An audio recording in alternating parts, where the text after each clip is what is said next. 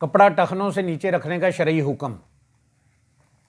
حضرت سالم اپنے والد سے اور وہ نبی کریم صلی اللہ علیہ وآلہ وسلم سے روایت کرتے ہیں کہ جس نے تکبر سے اپنا تہمد یا شلوار ٹخنوں سے نیچے رکھی، اللہ تعالیٰ قیامت کے دن اس کو رحمت کی نگاہ سے نہیں دیکھے گا۔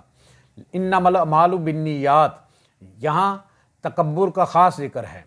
تو حضرت ابوبکر صدیق رضی اللہ تعالیٰ عنہ نے عرض کیا، یا رسول اللہ صلی اللہ علیہ وآلہ وسلم، میرے ماں باپ آپ پر قربان، میرے تہمد کا ایک سرا نیچے ہوتا ہے، لیکن یہ تکبر کی وجہ سے نہیں ہے۔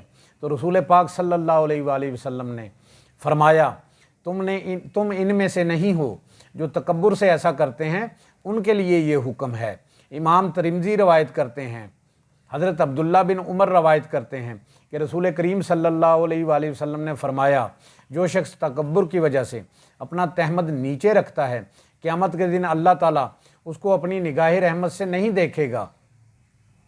ایسی متعدد احادیث مبارکہ موجود ہیں جن میں حضور صلی اللہ علیہ وآلہ وسلم نے متکبرین کی قید لگائی ہے، کیونکہ متذکرہ بالا حدیث مبارکہ اس بات پر صریحاً دلالت کرتی ہیں کہ اگر ایسا کرنا تکبر سے نہ ہو تو جائز ہے۔